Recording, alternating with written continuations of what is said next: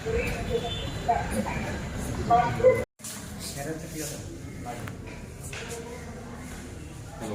ফ্রেন্ডের নাম কি?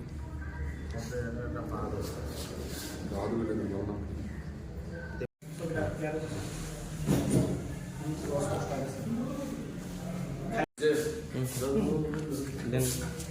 একটা কুঞ্জবন দীপক সাহা নামে ওনার একটা রেশন শপ থেকে উনি কমপ্লেন করেছেন যে কিছু টাকা চুরি গিয়েছিল, প্রায় 2 লক্ষ 2.5 লক্ষ টাকা চুরি গিয়েছিল এবং ওনার রেশন শপ এবং বাড়ি থেকে 3টা সিলিন্ডার চুরি গিয়েছিল।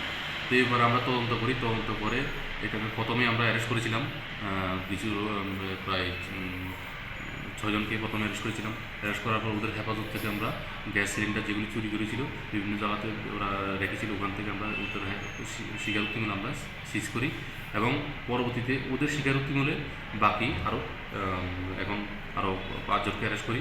আজকে আমাদের হেফাজতে আছে 3 জন।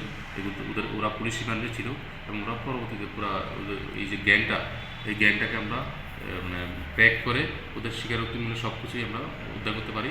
আর যে ক্যাশ টাকাগুলিও স্বীকার করেছে, বিভিন্ন জায়গাতে ওরা ভাগ করে মানে নিজেদের ডিস্ট্রিবিউশন করে ফেলেছে এবং খরচ করে ফেলছে। তো এই যে কেসটা পুরোটাই আমরা একদম ব্রেকডাউন করে ফেলছি। মানে কতজন তারা টোটাল অ্যারেস্ট করা হয়েছে? টোটাল এই কেসে আমাদের 11 জন অ্যারেস্ট হয়েছে। কতদিন আগে এটা মানে কেস হয়েছিল আর কতদিন পরে এটা এটা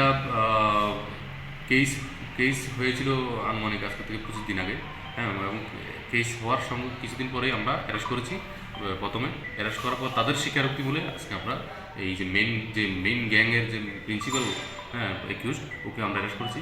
ওরা পুলিশ রিমান্ডে আছে এবং আজকে আমরা মাননীয় আদালত থেকে আমরা অ্যারেস্ট করব। কী কী বাজেয়াপ্ত করছে? প্রথমে আমরা অলরেডি যে গ্যাস সিলিন্ডারগুলি চুরি হয়েছিল সবগুলি উদ্ধার করেছি। সিলিন্ডারগুলি এখন আমাদের থানাতেই আছে। আর ক্যাশ টাকাগুলি ওরা নিজেদের মধ্যে খরচ করে ফেলছে।